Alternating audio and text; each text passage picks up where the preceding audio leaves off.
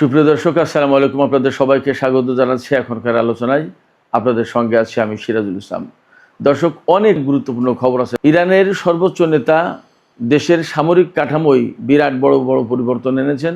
6টি গুরুত্বপূর্ণ পদে নতুন করে নিয়োগ দেওয়া হয়েছে এবং ইরানের সর্বোচ্চ নেতা এক্স পোস্টে সামরিক বাহিনীর জন্য বেশ কিছু বক্তব্য দিয়েছেন, পরামর্শ দিয়েছেন।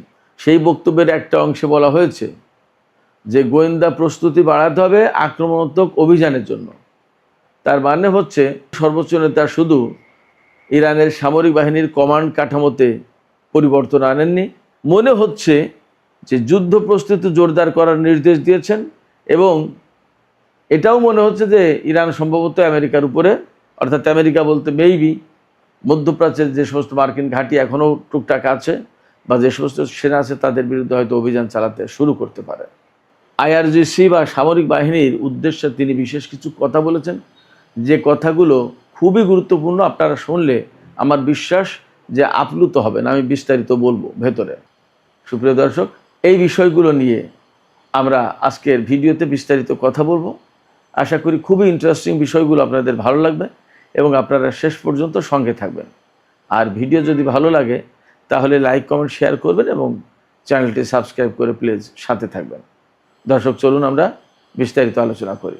ইরানের সর্বোচ্চ নেতা গতকাল সোমবার 10ই আগস্ট ইরানের সামরিক কমান্ড কাঠামোতে বড় পরিবর্তন এনেছেন এবং নতুন 6 জন জেনারেলকে বিভিন্ন পদে নিয়োগ দিয়েছেন। তার ভিতরে আপনারা হয়তো এই নামের সাথে অনেকেই পরিচিত।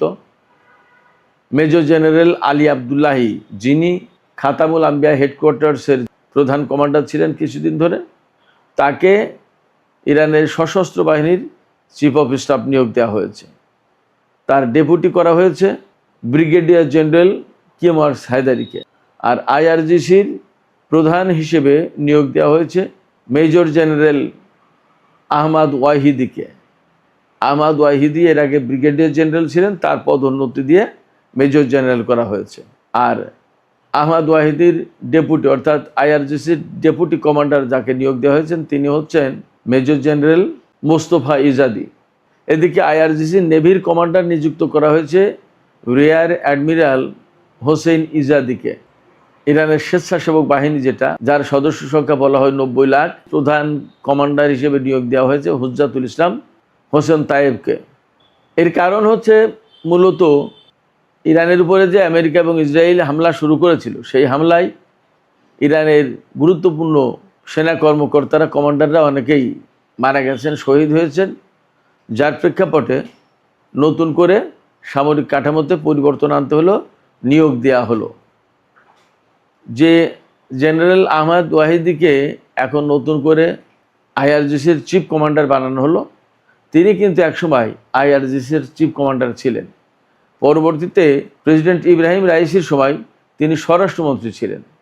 তাকে আবার আইআরজিসিতে ফিরিয়ে আনা হয়েছে এই যুদ্ধ পরিস্থিতির কারণে এবং এখন নতুন করে তাকে আবার নেতৃত্ব দিতে হবে। আমি আলোচনার শুরুর দিকে বলেছিলাম যে ইরানের সর্বোচ্চ নেতা সামরিক বাহিনীর উদ্দেশ্যে বেশ কিছু বক্তব্য দিয়েছেন, সেটা খুবই গুরুত্বপূর্ণ। সেই বক্তব্যের কিছু অংশ আমি আপনাদেরকে তুলে ধরি। সর্বোচ্চ নেতা ইরানের সামরিক বাহিনীকে সামরিক সক্ষমতা বাড়িয়ে সর্বোচ্চ প্রতিরোধ সক্ষমতা অর্জনের নির্দেশ দিয়েছেন বা পরামর্শ দিয়েছেন। তিনি বর্তমান যে যুদ্ধ, এই যুদ্ধকে বলেছেন যে বলদর্পী শক্তির বিরুদ্ধে একটা ভাগ্য নির্ধারক, অর্থাৎ এসপর ফাইনাল, চূড়ান্ত একটা যুদ্ধ চলছে। এই যুদ্ধের ভেতরে আছে ইরান। এই সময় সামরিক বাহিনীকে আরও বেশি সক্ষমতা অর্জন করতে হবে এবং তিনি তো বলেছেন যে গোয়েন্দা প্রস্তুতি বাড়াতে হবে।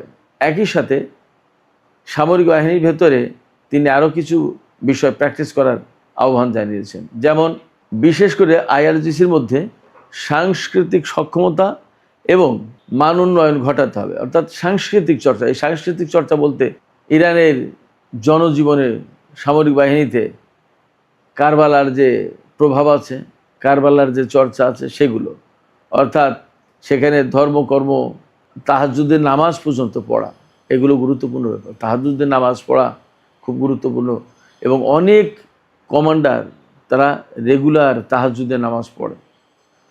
এগুলো পাশাপাশি হয়তোবা হতে পারে পজিটিভ কিছু সাংস্কৃতিক কর্মকাণ্ড, যেটা হয়তো হতে পারে সিনেমা নাটক, এমনও হতে পারে। ইরানের সিনেমা নাটক তো খুবই সমাজ দেশ গঠনের জন্য, পরিবার গঠনের জন্য বিরাট শিক্ষামূলক।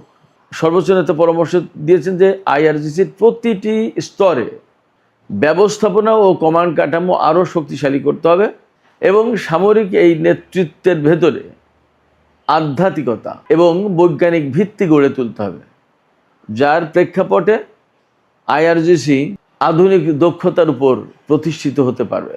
আমি একটু আগে বলছিলাম যে তাহাজ্জুদ নামাজের কথা, এই যে তিনি বললেন যে আধ্যাত্মিকতার চর্চা থাকতে হবে, অর্থাৎ যুদ্ধ করতে গেলেই যে গণহারে মানুষ মারতে হবে বা যাচ্ছে তাই করে যুদ্ধ করতে, নট দ্যাট। যে মানুষের ভেতর আধ্যাত্মিকতা থাকে, তার প্রতি মানব প্রেম থাকে, মানুষের প্রতি প্রেম ভালোবাসা থাকে, যার ভেতরে মানুষের প্রতি ভালোবাসা থাকে তার পক্ষে অন্যায় করাটা কঠিন হয়। আমরা দেখতে পাচ্ছি যে গত 5-6 মাস ধরে যে যুদ্ধ চলছে বা চলল, তাতে ইরান কিন্তু গণহারে কোথাও হত্যাকাণ্ড চালায়নি, একথা তার শত্রুরাও বলতে পারবে না। আর একটা কথা খুব গুরুত্বপূর্ণ, আপনারা সবাই মনে হয় শুনেছেন, আমি গতকালকে বলেছিলাম, ইরানের জাতীয় নিরাপত্তা পরিষদের প্রধান করা হয়েছে সাবেক আইআরজিসির কমান্ডার মেজর জেনারেল মহসিন রেজাইকে। মহসিন রেজাই 1981 সালে আইআরজিসির প্রধান হিসেবে নিয়োগ পান এবং 1997 সাল পর্যন্ত একটানা তিনি আইআরজিসির প্রধান ছিলেন। তার মানে দাঁড়াচ্ছে যে ইরাকের সাথে যে ইরানের 8টা বছর যুদ্ধ হয়েছিল, সেই ইরান যুদ্ধের সময় তিনি আইআরজিসির প্রধান কমান্ডার ছিলেন। এটা হলো 1। 2 হচ্ছে তার যেহেতু ব্যাপকভাবে যুদ্ধের অভিজ্ঞতা রয়েছে, এছাড়া তিনি ইরানের বিশেষজ্ঞ পরিষদ থেকে শুরু করে বিভিন্ন গুরুত্বপূর্ণ প্রতিষ্ঠান, সংস্থা, সংগঠন এবং বিভিন্ন পদে গুরুত্বপূর্ণ দায়িত্ব পালন করেছেন। তার যে একটা বিরাট বড় এক্সপিরিয়েন্স আছে এবং তিনি একেবারে আইআরজিসির কমান্ডার এবং তিনি বহু গুরুত্বপূর্ণ দায়িত্ব ছিলেন। তো সেই জন্য মানে বিপ্লব রক্ষার জন্য, অর্থাৎ বিপ্লবপন্থী সরকারের জন্য তিনি পারফেক্ট ম্যান। সেই হিসেবেই কিন্তু তাকে সর্বোচ্চ নেতা তার প্রতিনিধি হিসেবে জাতীয় নিরাপত্তা পরিষদে নিয়োগ দিয়েছেন। মহসিন রেজাই কিন্তু জাতীয় নিরাপত্তা পরিষদে সর্বোচ্চ নেতার প্রতিনিধি, আবার প্রেসিডেন্ট তাকে সর্বোচ্চ নিরাপত্তা পরিষদের সদস্য সচিব হিসেবে নিয়োগ করেছেন। তার মানে এখানে তিনি অত্যন্ত ক্ষমতাধর ব্যক্তি এবং অত্যন্ত গুরুত্বপূর্ণ ব্যক্তি। তিনিই সদস্য সচিব, আবার তিনিই সর্বোচ্চ নেতার প্রতিনিধি। এর মানে দাঁড়াচ্ছে সর্বোচ্চ জাতীয় নিরাপত্তা পরিষদ যেটা, সেটা আগের চেয়েও আরও বেশি কার্যকর হবে এবং এই যে ইসরায়েল আমেরিকা বিরোধী যে যুদ্ধ, সেই যুদ্ধে আরও গুরুত্বপূর্ণ, আরও কার্যকর রোল প্লে করতে হবে এই পরিষদ, এমনটা ধারণা করা হচ্ছে। এবং আরও যাতে কার্যকর রোল প্লে করে, সেই জন্যই মহসিন রেজাইকে এখানে নিয়োগ দেওয়া হয়েছে। তবে একটা বিষয় মনে রাখতে হবে, যাকে এখান থেকে সরিয়ে প্রধান উপদেষ্টার রাজনৈতিক উপদেষ্টা করা, যাকে এখান থেকে সরিয়ে সর্বোচ্চ নেতার রাজনৈতিক উপদেষ্টা করা হয়েছে মেজর জেনারেল বাকের জুলকাদর। এই বাকের জুলকাদরও কিন্তু আইআরজিসিরই লোক ছিলেন, তিনি কোনো সাধারণ লোক নন এবং তার অবস্থান আর মহসিন রেজাইয়ের অবস্থান খুব বেশি একটা ডিফার করবে না। যেমন মহসিন রেজাইও হরমুজ প্রণালী জানাতনভাবে খুলে দিতে চান না, বাকের জুলকাদরও কিন্তু তাই চেয়েছিলেন এবং তাই করেছিলেন। তিনি একদম সুস্পষ্ট গত পরশুদিনই বলেছিলেন যে আমেরিকার সাথে হরমুজ প্রণালী খুলে দেওয়ার চুক্তি আপাতত হচ্ছে না এবং ওমানের সাথে যে চুক্তি হচ্ছে সেটা আমেরিকার জন্য অ্যাপ্লিকেবল না, আমেরিকার জন্য কার্যকর হবে না।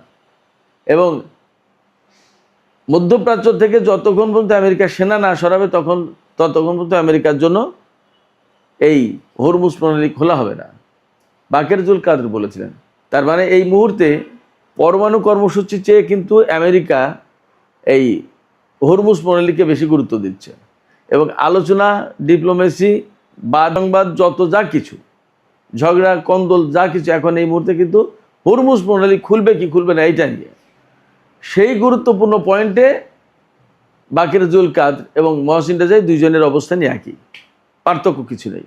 সেই জায়গা থেকে এমনভাবে দেখার কোনো সুযোগ নেই যে বাকের জুলকাদের একটু নরম প্রকৃতির লোক ছিলেন, ব্যাপারটা তা মোটেই না। এখানে হয়তো ব্যাপক অভিজ্ঞতার কারণে মহসিন রেজাইকে জাতীয় সর্বোচ্চ নিরাপত্তা পরিষদের প্রধান করা হয়েছে এবং বাকের জুলকাদকে সর্বোচ্চ নেতার রাজনৈতিক উপদেষ্টা করা হয়েছে। হয়তো সময়ের ব্যবধানে তাকেই আবার সর্বোচ্চ জাতীয় নিরাপত্তা পরিষদের সচিব করা হবে। আপনাদের নিশ্চয় মনে আছে এই জাতীয় নিরাপত্তা পরিষদের সচিবই কিন্তু ছিলেন ডক্টর আলী লারিজানি, তিনি তো শহীদ হলেন। দর্শক, সবশেষে ইরানের পররাষ্ট্র মন্ত্রণালয়ের মুখপাত্র ইসমাইল বাকাইর একটা বক্তব্য দিয়ে আমি আলোচনা শেষ করব। গতকাল মার্কিন প্রেসিডেন্ট ডোনাল্ড ট্রাম্প ইরানকে নতজানু করার জন্য আরও ব্যাপকভাবে নিষেধাজ্ঞা এবং অর্থনৈতিক চাপ সৃষ্টি করার আহ্বান জানিয়েছেন মার্কিন কর্মকর্তাদের প্রতি, তিনি নির্দেশও দিয়েছেন।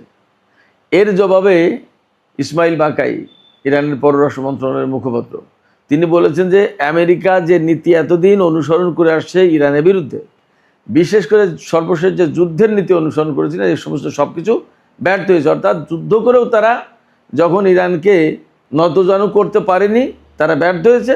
এখন তারা আবার নতুন করে অবরোধ আরোপের মতো কথা বলছে, কিন্তু অবরোধ আরোপ তো ছিল 47 বছর ধরে। তারা কি করেছে? অতএব মার্কিন এই ব্যর্থ নীতি এখানে কাজ করবে না। এটা তাদের হতাশা থেকে এই অর্থনৈতিক অবরোধ এবং অর্থনৈতিক চাপ সৃষ্টির কথা বলা হচ্ছে। তো সুপ্রিয় দর্শক, এখনকার আলোচনা এখানে শেষ করতে চাইছি। আর ভিডিও ভালো লাগলে লাইক, কমেন্ট, শেয়ার করুন এবং চ্যানেলটি সাবস্ক্রাইব করে সাথেই থাকুন। দর্শক, এখনকার আলোচনা এখানে শেষ করতে চাইছি। আপনারা সবাই অনেক অনেক ভালো থাকুন। আল্লাহ হাফেজ।